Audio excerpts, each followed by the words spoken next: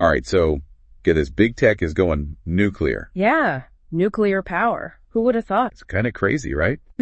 The same companies that gave us smartphones and social media are now jumping into the world of nuclear power. It's a pretty wild turn of events. And we're going to try to figure out how this all happened in this deep dive. It's not just some little side project either. No. We're talking major investments and partnerships. Exactly. It's all driven by a bunch of things happening at the same time. Yeah. And the main source for our deep dive today is a YouTube video by Patrick Boyle called Big Tech is Going Nuclear. Great video. So before we get into all the details, let's talk about why you, the listener, should even care about this. Well, I think it's pretty important because the future of AI, the energy grid, even global politics could be impacted by this. That's a big deal. Yeah, and all of that could trickle down and affect your everyday life in ways you might not even realize. Yeah, you might not see it right away, but you will feel it. It's like a ripple effect. And it all starts with those massive data centers that are using tons of energy. They power everything from your favorite apps to, well, this podcast you're listening to right now. All those data centers plus AI development, it's using a ton of energy. Like, how much are we talking here? Data center energy demand is projected to increase by 160% by 2030. 160%. That's a crazy amount. It is. It's almost like trying to power a whole city with just the electricity from a single house. Yeah, that's a good way to put it. And it's not just data centers using all this energy, right? Right. Think about things like electric vehicles. Those are getting more popular every day. And they need a lot of power. Exactly. Plus, there's the whole reshoring of manufacturing, bringing those factories back to the U.S.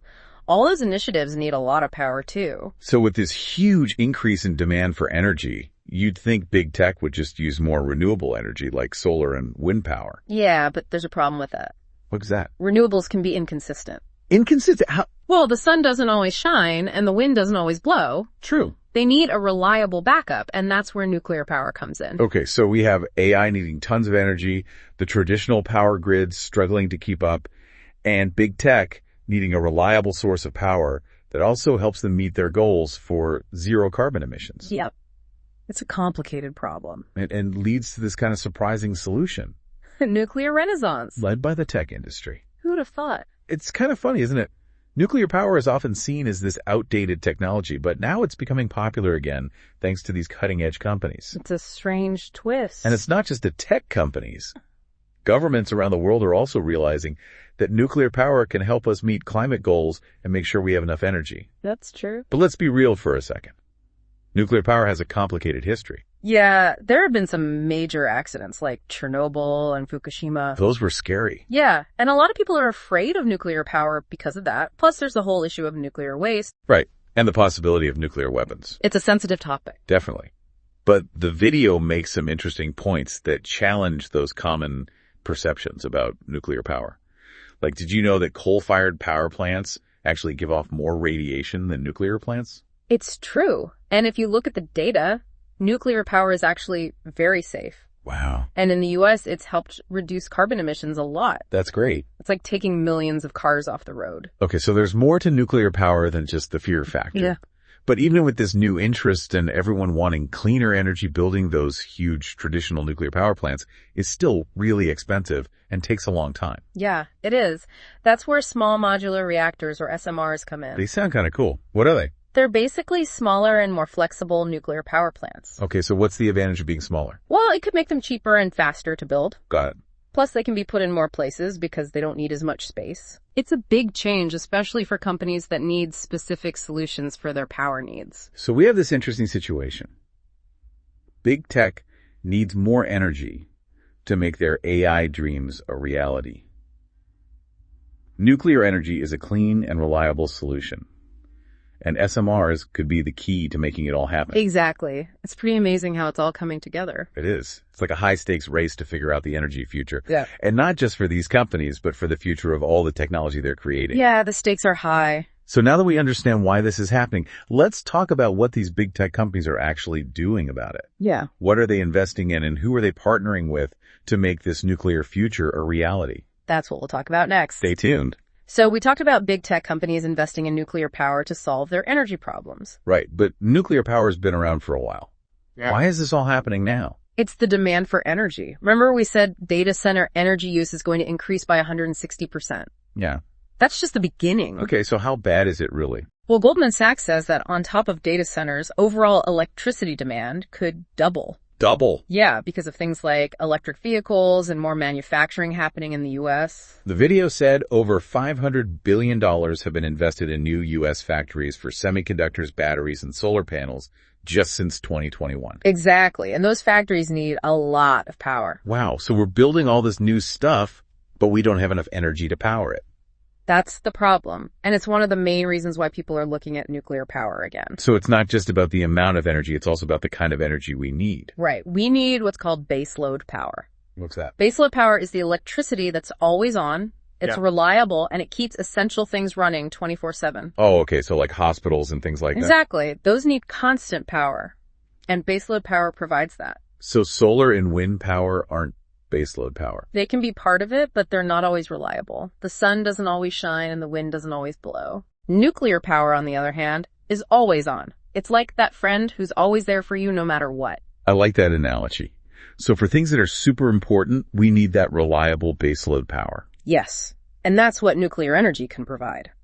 A stable grid needs a mix of energy sources. Renewables are great, but they need that baseload backup, especially as we use more and more energy. It's interesting that the video said working from home actually reduced overall energy consumption, even though it led to more data centers. I know, it's kind of surprising, right? It is. It turns out those big data center servers are actually more efficient than a bunch of individual computers. So even though more people are working from home, we're actually getting better at using energy in some ways. Yeah, it's a good sign. But it also shows how important it is to keep finding ways to be more energy efficient, especially with all this new technology coming out. Okay, so we know why all of this is happening. Yeah. Now let's talk about what these big tech companies are doing about it. They're investing in nuclear power, right? Right, especially in those small modular reactors or SMRs. Mm-hmm. What are some examples of what they're doing? Well, Microsoft signed a deal with Constellation Energy to reopen part of the 3 Mile Island plant in Pennsylvania. 3 Mile Island. That's where that big nuclear accident happened back in the 70s. It is, but they're not using the old reactor. This is about building new, safer SMRs on the site. Oh, okay. So Microsoft is using nuclear power to directly power their data centers. What about other companies? Amazon is investing in a company called X Energy. They're developing advanced SMRs. And what about Google? Google is buying power from a future SMR project by Kairos Power. So the big tech companies are all investing in SMRs. We talked about them being like Lego blocks earlier. How far along is this technology? There are a few SMRs operating around the world right now. One in China, one in Russia, and one in India. And 3 more are being built. Doesn't seem like a lot. It's not a lot yet, but there are over 65 SMR projects being planned right now. Wow. So a lot more are coming. Yes, and most of them are in the U.S. That's exciting. But what about the cost? Nuclear power is expensive, right? It can be. The UK has been having problems with the cost of building traditional nuclear plants. What kind of problems? Well, their new plant, Hinkley Point C, is estimated to cost 6 times more per megawatt than similar plants in South Korea. 6 times more? Yeah. Why is it so much more expensive? There are a few reasons. Regulations are stricter, the planning process is more complicated, and they made some interesting choices. What do you mean? They put underwater speakers in the plant to keep fish away from the cooling intake. Underwater speakers? Yeah, they called it the fish disco. It cost millions of dollars. Wow. So even with SMRs being cheaper, there are still some challenges with the cost of nuclear power. Yes. It's definitely something to keep in mind. But as the demand for clean and reliable energy keeps growing, people are going to be watching closely to see if SMRs can really work. It's a big moment for nuclear power. We have the technology, the investment, and the demand. But are SMRs really the answer? That's the big question. And even if they are, there are still some concerns about nuclear power that we need to talk about. Okay, so we've talked about the demand for energy and how big tech is turning to nuclear power.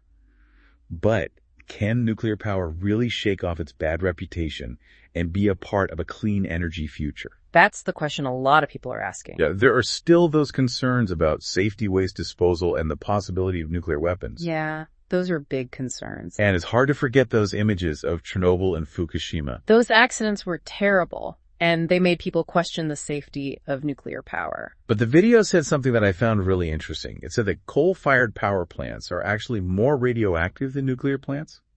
Is that really true? Yeah, burning coal releases radioactive materials into the environment. Wow. So maybe nuclear power isn't as dangerous as we think.